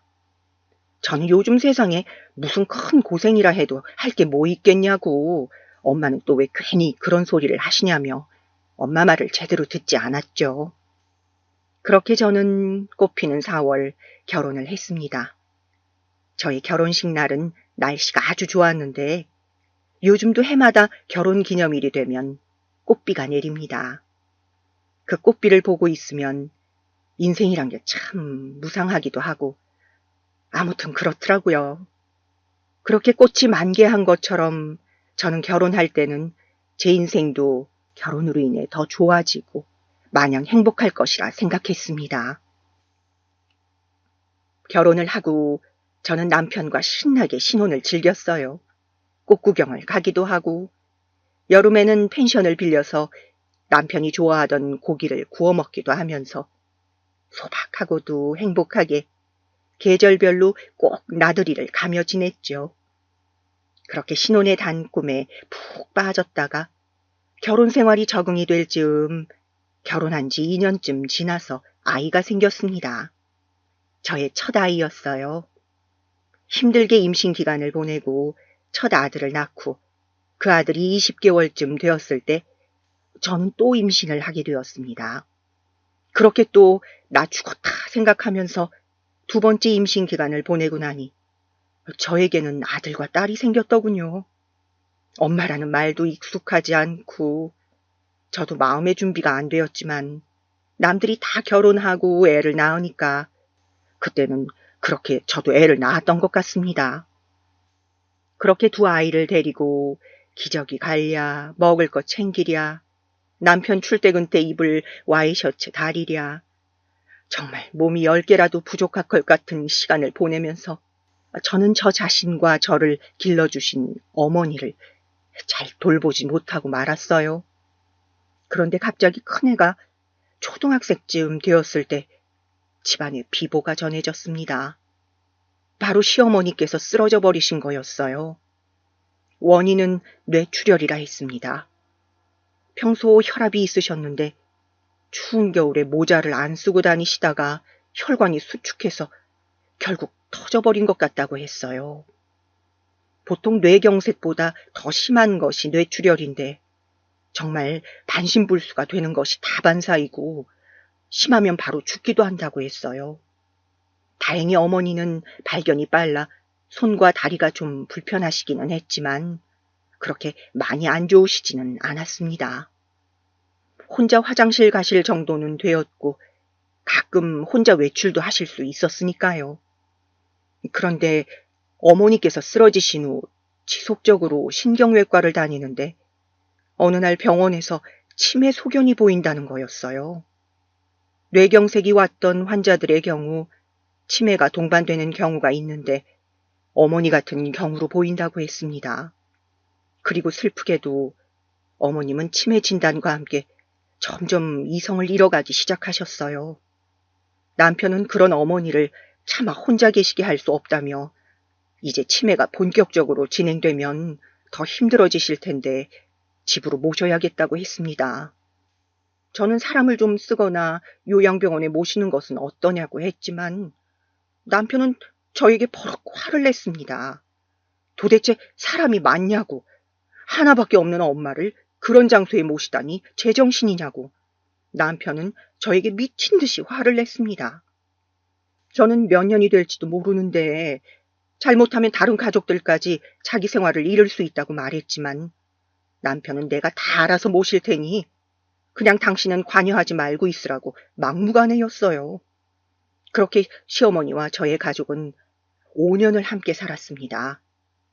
어머님은 나중에는 무척 안 좋아지셔서 휠체어에 의지하셨고 병원을 들락날락 하시다가 결국 돌아가셨습니다. 저는 어머니 목욕시키랴, 또 온갖 트집 들어주랴, 했던 말 또 하고 했던 말 또 하는 것 받아주랴. 정말 생활이 말이 아니었습니다. 다 한다던 남편은 일하고 집에 오면 피곤하다고 어머니 얼굴 한번 보고 드러눕기 바빴고 저는 그 5년의 시간을 어머니 기저귀까지 갈아가면서 보내야 했죠. 제가 결국 어머니를 모시게 되자 저희 친정엄마는 내가 이럴 줄 알았다고 이래서 홀어머니의 외아들을 걱정했던 거라고 한숨을 쉬셨습니다. 사람이 아무리 좋으면 뭐하냐고. 아들들은 결국 자기 부모 똥오줌 못 받아내고 와이프한테 떠넘긴다며 제가 그런 수발을 들게 된 것을 너무나 속상해 하셨습니다. 저는 사람 사는 게 다 그렇지. 내가 덕을 쌓으면 내가 늙어서 누군가 나를 도와줘야 하는 순간이 오면 또 복을 받지 않겠냐고 속상해하는 엄마를 위로해드리곤 했죠. 그렇게 5년을 혼미한 정신으로 사시던 어머니는 당신 아들은 기억하지 못하시고 가장 오래 같이 시간을 보낸 제 손을 꼭 잡으며 저에게 고맙다는 말을 남기신 채 눈을 감으셨습니다. 저는 5년의 시간은 무척 힘들었지만 그래도 어머니께서 나에게 인사를 하고 마지막 떠나실 때 그 모습은 천사와 같다는 생각을 하면서 그렇게 시어머니를 보내드렸습니다. 인간의 사람이라는 데 무엇인지, 왜 이렇게 사는 게 고통의 연속인지 그런 생각들을 하며 어머니가 돌아가신 후 몇 달을 멍하니 보냈던 것 같습니다. 병수발도 괴로웠지만 오히려 돌아가시고 나서 확실히 알았던 것은 어머니께서 아파하고 힘들어하는 모습을 보는 것이 더 힘들었다는 것을 알겠더군요. 남편도 한동안 괴로워하더니 시간이 지나자 점차 마음을 다잡는 것 같았습니다. 아이들은 초등학생이 되어 잘 크고 있었고 저는 이제야 제 생활을 좀 할 수 있게 되어 그동안 다니고 싶었던 헬스장도 다니고 배우고 싶었던 유화도 배우기로 했습니다. 오랫동안 어머니를 모셔서 허리도 아프고 온몸이 성한 데가 없었습니다. 오랜 병에 효자 없다더니 제가 딱 그 짝이었죠. 그런데 겨우 제 생활을 찾아가고 또 동네 빵집에서 빵 만드는 것을 배우면서 소일거리 삼아 하루 4시간 아르바이트를 나가며 제 용돈 모으는 재미로 지내고 있었는데 그렇게 지낸 지 1년도 채 안 돼서 갑자기 안 좋은 소식이 전해졌습니다. 이번에는 고향에 계신 어머니께서 편찮으시다는 소식이었어요. 안 그래도 요즘 어머니께서는 속이 계속 더부룩하다며 뭘 먹으면 소화가 잘 안 된다고 저에게 소화제 뭐가 좋냐고 물어보시곤 했어요. 그래서 저는 미련하게 그러지 말고 동네 내과로 가서 한번 검사도 받아보고 병원 약을 먹으라고 그래야 고생 많이 안 하고 빨리 낫는다고 말해줬습니다. 그래서 어머니께서는 제 말대로 동네 내과에 가서 증상을 말씀하셨대요. 속도 좀 쓰린 것 같고 명치 부분도 가끔 아프다는 그 말을 듣더니 의사가 그러면 혹시 위내시경 해보신 지는 얼마나 되었냐고 해서 어머니께서 한 10년은 된 것 같다시니 의사가 그러면 내시경을 한번 해보자고 했대요. 그런데 내시경을 한 후 의사의 표정이 상당히 좋지가 않았답니다. 의사 선생님은 지금 당장 소견서를 써줄 테니 큰 병원으로 가서 진료를 보시는 게 좋겠다고 정확하지는 않지만 좀 안 좋은 것 같다고 하셨대요. 그래서 뭔가 큰일이 났구나 직감을 하신 엄마는 큰 병원에서 조직 검사를 하고 최종적으로 위암 3기 진단을 받으셨습니다. 저는 엄마가 위암 진단을 받았다는 말을 하자마자 바로 엄마에게로 뛰어갔어요. 허겁지겁 집에 도착하자 엄마는 약하고 물을 드시고 계셨습니다. 엄마, 그러게 내가 진작에 병원 가보라고 했잖아요. 아, 얘는 왜 소리를 지르고 그러니? 나 안 그래도 정신없는데. 아니, 엄마, 이상하면 바로 병원에 갔어야지. 정말 엄마 이제 어떡해. 저는 다른 형제들도 모두 오라고 소집한 다음 앞으로 엄마를 어떻게 챙길 것인지 의논을 했습니다. 일단 의사가 수술은 가능하다고 했으니 식이 잘 하시도록 도우면서 수술을 하고 그 후 병고안을 누가 맡을 것인지 어떻게 엄마를 돌볼 것인지 등등 많은 이야기가 오고 갔어요. 일단 큰오빠는 자신이 지금 결혼을 하지 않고 혼자고 지방의 조선소에 다니고 있기 때문에 왔다 갔다 하면서 어머니를 모실 수가 없었어요. 오빠는 회사 안에 있는 기숙사 생활을 하는 중이었거든요. 제가 막내 여동생에게 물어보자 막내는 지금 아기가 2돌이 지나 어리긴 하지만 지금 사는 곳이 엄마 집 부근이니까 일단 내가 왔다 갔다 하면서 엄마를 돌보겠다고 말을 했습니다. 저는 그렇게 일단은 막내에게 엄마를 잘 부탁하고 집으로 돌아왔어요. 그 후 수시로 엄마 집을 들락거리며 엄마가 수술하기까지 계속 신경을 썼습니다. 당연히 운동이고 유하고 새로 시작한 취미생활은 다시 다 때려친 상태였죠. 그래도 어머니를 잃어본 경험으로 언제 돌아가실지 모른다는 생각이 들자 일단은 엄마와 최대한 시간을 보내고 오래 사실 수 있도록 챙겨드리는 것이 최선이라는 생각이 들었습니다. 제가 그렇게 정신없이 집과 엄마 집을 오가는 사이 당연히 초등학생이던 애들은 준비물을 빼먹기도 하고 아빠가 등교를 시키다 보니 체육복을 잘못 가져가기도 하는 등 엉망진창이었죠. 그래도 저는 그때는 엄마를 최우선으로 보필해야 했기 때문에 어쩔 수 없었습니다. 그런데 그렇게 정신없는 어느 날 저녁에 남편이 저녁을 먹다가 그러더군요. 그날도 엄마 집에 다녀와서 허기가 져서 남편이 사다 놓은 반찬들을 허겁지겁 밥통에 있던 식은 밥과 함께 먹고 있던 참이었습니다. 당신은 언제까지 장모님 집에 계속 갈 거야? 응? 그게 무슨 말이야? 언제까지 나랑 애들 안 챙기고 장모님만 챙길 거냐고? 뭐? 저는 남편의 날카로운 목소리에 단맛이 뚝 떨어지는 것을 느꼈습니다. 이런 생각을 하면 안 되지만 내가 시어머니를 5년을 모셨는데 고작 엄마 집 1~2달 왔다 갔다 한 것 가지고 이런 식으로 말을 하다니요? 저는 서러움이 울컥 밀려오는 것을 느끼며 말했죠. 지금 엄마가 언제 돌아가실지도 모르는데 남편이 저런 말을 하다니요. 저는 기분이 나빠서 퉁명스럽게 대답했습니다. 언제까지, 뭐가 언제까지야? 엄마 수술 잘 하시고 항암 잘 마치실 때까지지? 그럼 그동안 우리 가족은 어쩌고? 우리 가족? 그러면 우리 엄마는 나를 낳아주고 길러주고 시집갈 때까지 챙겨주고 밥해준 내 엄만, 그리고 암에 걸린 우리 엄마는 가족도 아니라는 거야, 지금? 저는 갑자기 너무 화가 났습니다. 분노와 서러움이 들섞여 혼란스러운 기분이었어요. 사람이 어떻게 이렇게 이기적일 수 있나? 그런데 뒤이어 남편이 하는 말은 더 가관이거더군요. 나 때는 내가 외동이고 하니 어쩔 수 없이 내가 모셨지만, 또 내가 일을 하니 당신이 많이 돌봐드렸지만, 장모님은 자식이 셋이나 있으시잖아. 그런데 왜 하필 당신이 계속 왔다 갔다 하느냐고. 근처 요양병원에 모시거나 하고 처제가 들여다보면 되지 않겠어? 인간 같지도 않은 인간아. 그걸 지금 뚫린 입이라고 말이라고 해? 우리 엄마가 남편도 없이 삼남매 키우느라고 고생을 얼마나 했는지 아는 사람이 어떻게 그런 말을 할 수 있어? 저는 너무 화가 나서 그만 집을 박차고 나와버렸습니다. 남편이고 뭐고 진짜 때려 죽이고 싶을 정도로 화가 치밀어 올랐습니다. 어떻게 사람을 이렇게까지 화나게 할 수 있는지, 그것도 능력이다 싶더군요. 앞으로 이 인간을 어떻게 할까? 온몸이 부들부들 떨리고 너무 화가 났지만 저는 최대한 이성적으로 대처해야 한다고 다짐하면서 침착하게 이성을 찾았습니다. 저는 갑자기 내가 무슨 드라마의 주인공이 된 건가 싶고 눈앞이 아득했습니다.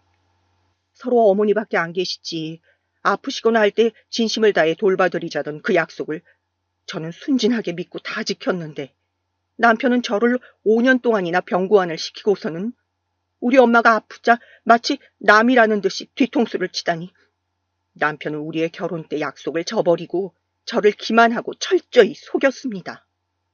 생각이 여기에 미치자 결혼을 잘못한 것은 아닌지, 저렇게 이기적인 인간이라는 것을 왜 몰랐는지 너무 후회스러웠습니다. 너무도 제가 한심하고 바보 같았습니다. 지금껏 속으면서 당하고 산 것이라니.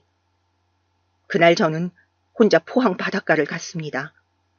어릴 적 아빠가 계실 때 가끔 여름에 놀러 가곤 했던 호텔이 있었는데, 그곳에 찾아가 해지는 밤바다를 보면서 많이 울었습니다. 여기서 뛰어놀 때가 좋았다는 생각이 들었어요. 그때는 아무것도 모르고 천진난만하게 뛰어놀 수 있어서 인생의 고통을 몰라서 좋았다는 생각에 하염없이 눈물이 흘렀습니다. 그냥 새벽에 아무도 없을 때 저 바다에 뛰어들어 죽어버릴까? 죽어버리면 모든 마음의 번뇌와 고통이 사라질까? 어떻게 그렇게 결혼할 때 우리 엄마에게 잘하겠다고 했던 내 남편이 이럴 수가 있지? 정말 밤바다를 바라보며 저는 수천 번, 수만 번을 곱씹고 또 곱씹었습니다. 제가 알던 남편과 너무도 다른 이기적인 남편의 모습을 받아들일 수가 없었기 때문이죠. 흔히들 토사구팽이라고 하나요? 화장실 들어갈 때 나올 때 다르다고. 이런 식으로 나를 기만한 남편을 용서할 수가 없었고, 저도 이제 남편을 속이기로 마음먹었습니다. 나는 반드시 내 엄마를 지킬 것이며 남편이 우리 엄마 병수발을 들게 만들 것이다 라는 다짐을 하면서요. 무슨 짓을 해서라도 내가 시어머니 똥오줌을 다 받고 수발을 들었던 것처럼 그에 상응하는 것을 남편이 하게 만들고 싶었습니다. 그래야만 마음속에 차오르는 억울함과 분노가 사라질 것 같았어요. 저는 그날 밤 잠을 자지 않고 필사적으로 머리를 굴리면서 계획을 짰습니다. 막내 동생에게도 전화를 걸어 제 계획을 설명하고 조언을 구했지요. 어떻게 하면 남편을 엄마 병수발을 들게 할까? 동생이 마침 좋은 아이디어를 내더군요. 저는 동생의 말대로 진짜와 거짓을 섞어 남편에게 말해보기로 했습니다. 그리고 다음 날 저는 집으로 돌아가 남편에게 말했습니다. 남편은 제가 그렇게 나가서 외박을 하고 온 것이 마음에 안 드는지 얼굴이 잔뜩 굳어 있더군요. 저는 그 앞에 가서 아무 일도 없었다는 듯 웃으며 말했습니다. 여보, 어제는 내가 말이 심했지? 엄마가 아프시니까 너무 속상해서 그랬어. 지금 그걸 말이라고 해? 아무리 엄마가 중요해도 이제 내 가정이 우선이어야지. 형제들이 돌아가며 장모님은 들여다 봐드리면 되잖아. 일단 당신부터 정신을 좀 차려. 우리가 모시게 되더라도 지금은 자기 멘탈이 너무 안 좋아, 내가 보기에. 저는 남편의 말을 듣는 둥 마는 둥 하면서 제가 여동생과 밤새 준비한 멘트를 꺼냈습니다. 근데 여보, 엄마가 가지고 있는 집 근처 땅 있잖아. 그 땅이 요새 땅값이 많이 올랐다고 하대. 거기 대학교도 있고 하다 보니 계속 땅값이 올랐었나 봐. 지금 그 근처에 대학생들 자취하는 원룸도 엄청 신축으로 올라가고 있고, 요즘 애들이 집이 조금만 멀어도 그냥 자취하고 싶어 하는 데다가 학교 기숙사도 이제 들어가기가 무척 힘들어졌다네. 거기 갭 투자 같은 거 하는 사람도 엄청 많은가 봐. 그래서 땅을 사려는 수요가 엄청 많대. 쇼핑몰이 들어선다는 말도 있고. 막내가 그 부근에 사니까 저번에 봤을 때 그 말을 하더라고. 그래서 저번에 근처 부동산에도 가봤는데 실제로 땅값이 무지 올랐더라. 한동안 계속 오르는 분위기일 거라고 해. 그 문제로 우리 남매가 셋이 모여서 이야기를 했는데 아무래도 엄마 재산인데 엄마가 지금 많이 몸이 안 좋으시니까 제일 엄마를 많이 모시는 집에서 그 땅을 가져가기로 했거든. 우리가 모시는 건 어떨까? 그건 안 되겠지. 자기 요즘 회사 사정은 좀 어때? 제가 준비해둔 가짜 미끼를 던지자 남편은 갑자기 말이 없었어요. 누나를 교활하게 이리저리 굴러대는 폼이 돈이 얼마나 될까 계산하는 듯한 눈빛이었죠. 저는 토가 나올 것 같은 기분을 참으며 계속 가식적인 미소를 띠고 말했습니다. 이제 2차 미끼를 던질 때였어요. 내가 저번에 내려가서 혼자 부동산에 들러 토지 가격을 한번 구체적으로 알아봤는데 보니까 엄마가 가진 땅이 워낙 넓은 데다 그 옆에 뭐가 큰 병원이 들어선다고 하대. 그래서 그게 100억은 된다나 봐. 뭐라고? 얼마? 100억? 남편은 갑자기 물을 마시던 컵을 식탁에 탁 내려놓았습니다. 그러더니 한참을 골똘히 생각하는 것이었어요. 저는 남편이 솔깃해하는 것 같아 신이 나서 말했죠. 그 땅은 결국 막내가 다 가져가겠네. 제부는 엄마 당장 집으로 모신다고 난리라던데. 오빠는 어차피 돈 잘 버니까 별 욕심 없는 것 같고 하며 말을 흐리면서 우리는 어차피 못 모실 거니까 뭐 욕심 버려야지. 그치? 하고는 아쉬운 듯 부엌으로 가서 설거지를 했습니다. 사실 땅이 있다는 말은 반은 진짜고 반은 거짓말이었어요. 지금 이야기한 금싸라기 땅은 원래 우리 엄마 것이 맞았지만 5년 전에 엄마가 땅값이 많이 오르기 전에 처분을 하셨거든요. 그 당시 오빠가 필요하다고 해서 오빠에게 빌려주신 걸로 알고 있었어요. 오빠가 그 돈을 어디에 투자했다고는 하는데 사실 동생과 저는 오빠가 맞으니까 그 돈은 그냥 빌려줬다고 해도 오빠가 언젠가 결혼할 때 결혼자금으로 주신 것이 아닐까 하고 마음을 비우고 있었죠. 아무래도 아들에게 재산을 더 물려주는 풍조가 있으니까요. 그리고 지금 남아있는 땅은 그 땅에 비하면 훨씬 보잘것없는 땅들만 있고 그것도 면적이 넓지 않아서 돈이 그닥 되지 않는 것들이었죠. 저는 다만 그렇게 말했을 때 남편이 어떻게 나오는지가 보고 싶었습니다. 이 사람이 정말 이기적인 속물이라면 갑자기 모신다고 말을 바꿀 것이고 그게 아니라면 지금대로 그래도 우리는 못 모신다고 하겠죠. 차라리 못 모신다고 일관성 있게 이야기하는 편이 나을 것 같았습니다. 그런데 제 남편은 정말 한치도 제 예상을 벗어나지 않고 또 못난 소리를 하며 제 속을 뒤집어 놓더군요. 설마 했는데 말이죠. 우리가 모시자. 아예 어머니를 이 집으로 모시고 와서 병간호를 해드리자고. 응? 다음날 갑자기 아침을 먹는데 남편이 밑도 끝도 없이 자신이 엄마를 모시겠다고 하는 거였어요. 내가 구상하고 있는 사업이 있거든.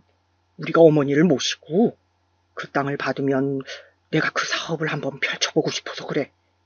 사람이 살면서 한 번의 기회는 온다더니 지금이 그때인 것 같아. 남편은 홍조를 띠면서 엄마를 자신이 모시겠다고 하는 거였습니다.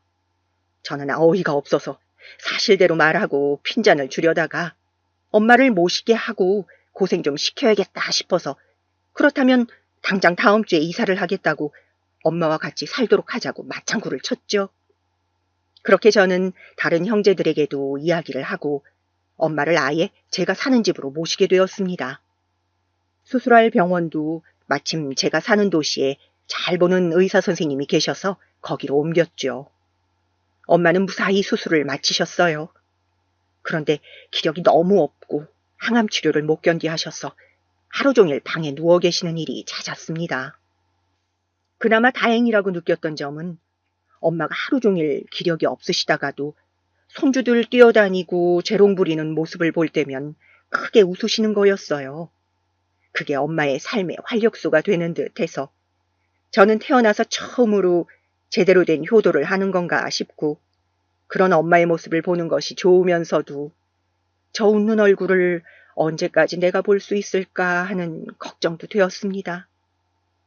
남편은 작심을 한 듯 퇴근을 하고는 내내 장모님, 장모님 하면서 곁에서 엄마 시중을 들었어요.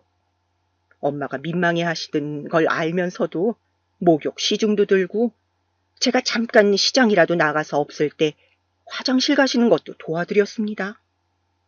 저는 돈이 그렇게 좋나 싶으면서도 참 그래도 엄마가 보기에는 사위가 그렇게 살뜰히 챙기니 엄마가 기분 좋은 것만도 어디냐 싶기도 한 얄궂은 기분이 들었어요. 그리고 처음에는 얼마 안 가 사실을 솔직히 말해야지 했던 것이 남편이 엄마를 잘 돌보면 돌볼수록 말할 수가 없게 되었죠. 갑자기 남편이 태도를 바꾸면 엄마가 얼마나 상처받을지 너무 큰 걱정이 되었거든요. 그렇게 엄마는 수술을 마치고 항암 치료를 하시고 완치에 가깝게 회복을 하셨습니다. 그래서 처음 위암 판정을 받은 시절부터 15년이나 더 살다가 돌아가셨죠. 처음 우리 집에 오셨을 때 초등학생이었던 아이들이 어엿한 성인이 되었으니까요. 돌아가실 때 엄마는 편안한 표정이셨습니다. 저는 엄마를 그렇게 잘 모시고 돌아가셨다는 것이 마음이 좋았어요. 물론 엄마와의 추억이 생각나서 슬펐지만 그래도 호상이었고 또 아프셨던 것에 비하면 오래 사셨죠. 오빠와 동생과 그렇게 상을 치르고 돌아오는 날 저는 집에 가면 이제 엄마가 없겠지 하는 생각에 눈물을 흘렸습니다. 어쩐 일인지 제가 그동안 그렇게 속물이라고 속으로 미워했던 남편도 엄마 재산 이야기는 꺼내지도 않고 우울한 표정으로 창밖만 바라보더군요. 그렇게 며칠을 우리는 엄마를 애도하면서 보냈습니다.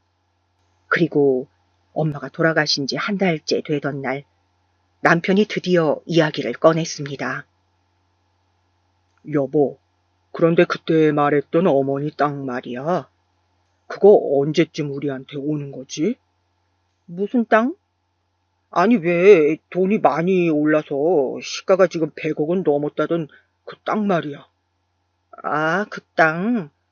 여보, 그거 내가 그때 자기가 우리 엄마 그만 챙기라고 말해서 내가 화가 나서 했던 거짓말이야. 뻥이라고. 놀랐어?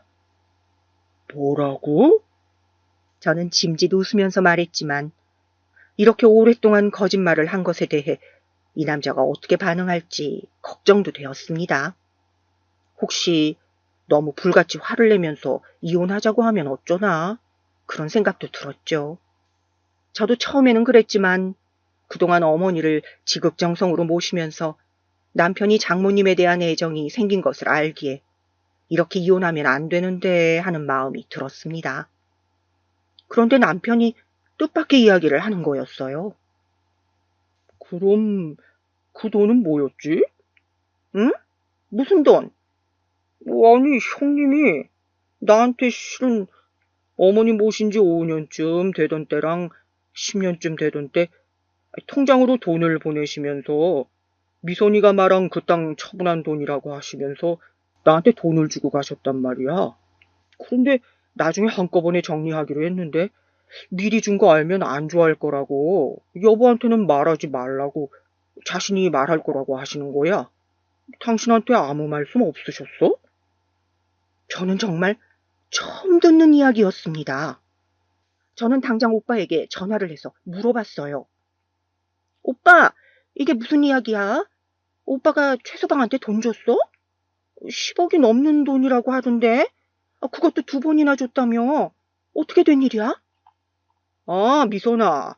내가 막내한테서 네가 그런 거짓말을 해서 어머니를 모시게 됐다는 말을 들었는데 내가 그래서 실은 마음이 안 좋아서 네 신랑이 도대체 무슨 생각인가 싶어 만나러 간 적이 있었어. 진짜로 돈을 바라고 엄마를 모시는 거면 내가 사람을 좀 쓰더라도 내 곁으로 엄마를 다시 모시고 오려고 했지. 그런데 너네 신랑이 말이야. 내 생각보다 속이 깊더구나. 무슨 말이야, 그게? 그때 얼마나 아이들하고 남편 챙기라고 나한테 이기적으로 굴었는데? 그게 말이다, 미소나. 너네 시어머니가 그렇게 돌아가시면서 깨달은 바가 있었던 모양이야. 일단 다른 가족들이 자기 생활을 하면서 멘탈을 잡아야 하는데 그때 네가 너무 힘들어하고 당장 숨 넘어갈 사람처럼 굴어서 걱정이 돼서 일단 말린 다음 안정적으로 어머니 모실 방법을 찾자고 말하려고 했대.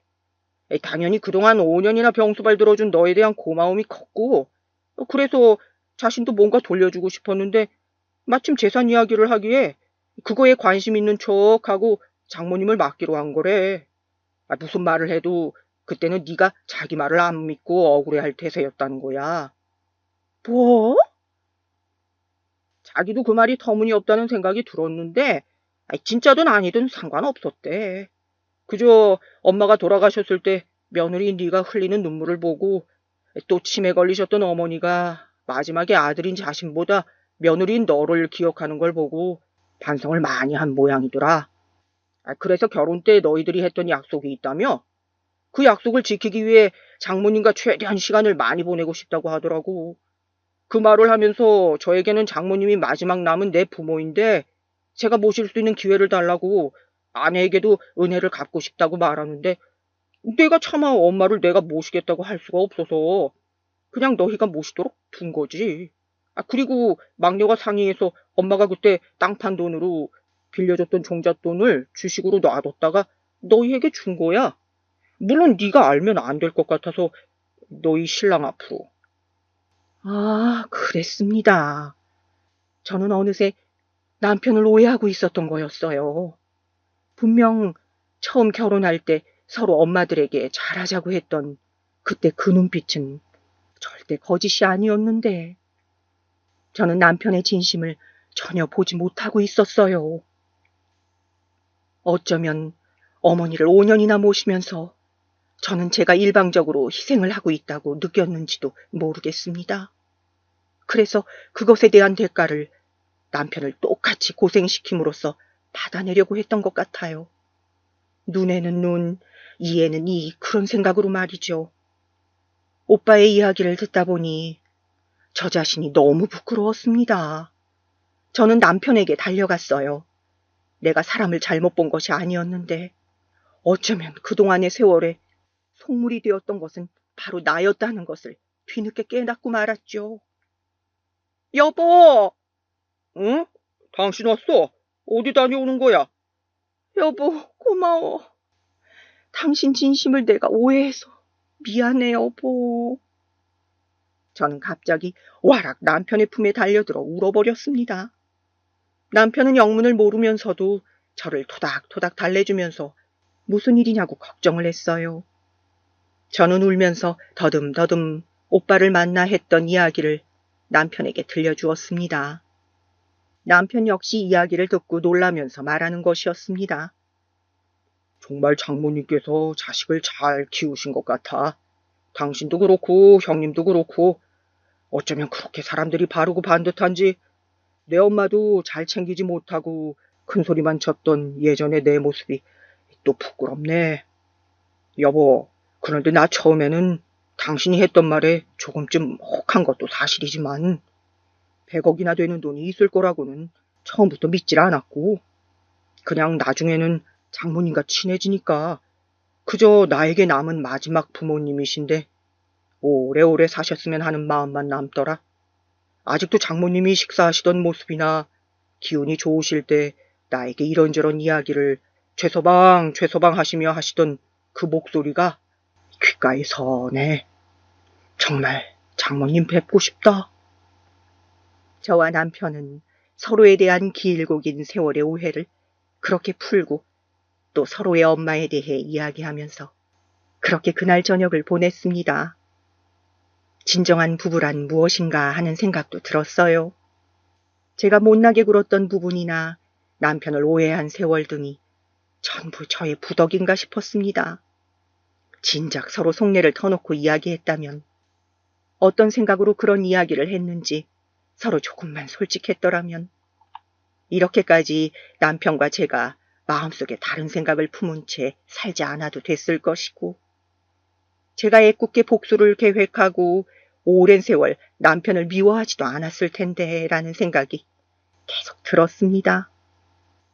이 사연을 듣고 계시는 여러분은 저처럼 배우자에 대해서 괜한 오해로 미움의 세월을 보내지 마시고 배우자가 섭섭한 말을 하거나 이해 안 되는 행동을 한다면 그냥 솔직하게 터놓고 대화를 해보시길 바랍니다. 사람은 다 자기 생각이 있고 근본적으로 악한 사람은 없으니까요. 계절은 봄이 되었는데 우리 사회는 코로나로 너무 힘들죠? 무엇보다 건강이 최고랍니다. 다들 식사 잘 챙겨 드시고 항상 건강하시길 바랍니다. 지금까지 이야기 들어주셔서 감사합니다.